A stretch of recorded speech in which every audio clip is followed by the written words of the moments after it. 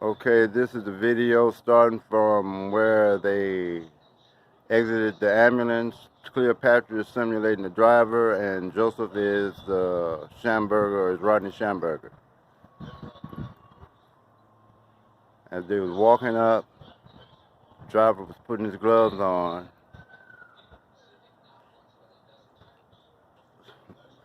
And he offered Schamberger a pair of gloves.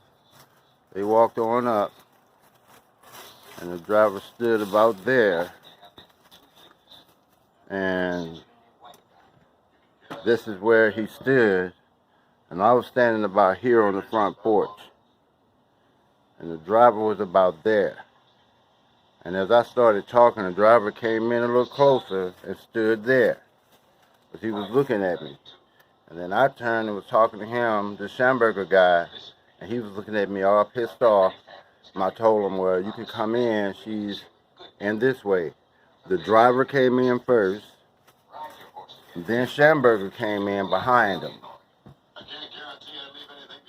And as we walked, I was telling him about my wife, and her medicine was on the couch. And I asked him, do you want to see her medicine? He said, well, I'm not worried about it right now. And they kept walking this way,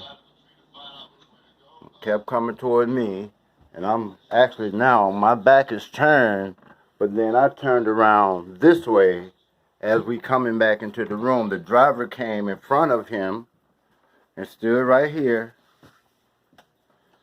And my son is simulating the driver. This is where my wife was sitting, in this chair right here.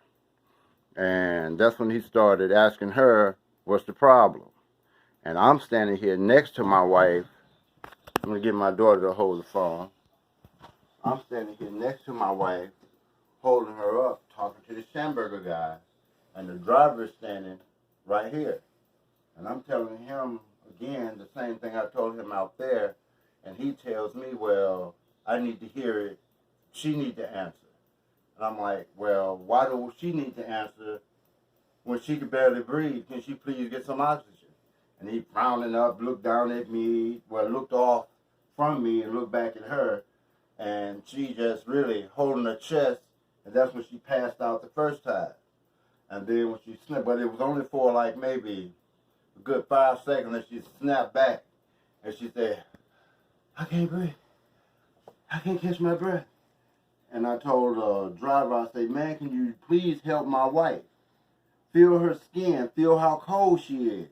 And the driver reached out with the back of his hand and touched her forearm. And right then, she started passing out again, but this time she was shaking. And the driver backed up and told the paramedic, I think she's seizing. And the the paramedic just standing there with his hands in his pocket, just watching. Just mean mugging and just watching. I'm sorry, I said I wasn't going to do that. And so I'm sitting here begging for some oxygen for her. But during this time, though, Joseph is standing back over here. So this went on for the better part of maybe 15 to 20 minutes. The backwards and forward telling her that she was just having a panic attack. She needed to calm down. She's just making it worse on herself. And so she passed out again, but it wasn't a seizure this time. But she passed out, and the driver just said, well, I'm finna go get the gurney. Because he had already asked during this 20-minute period twice, should I go get the oxygen?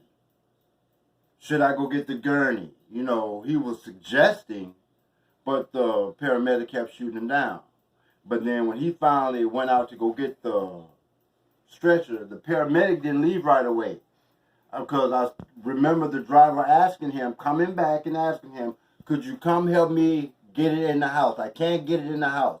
And he was still standing here with his hands in his pocket. And he left on off, because that's when I had my thought I had my thought. And so they left, and when they came back, when you could hear them getting the stretcher in, and so when they got to this point, that's when the wrestling for the stretcher started. So you can pause it from there.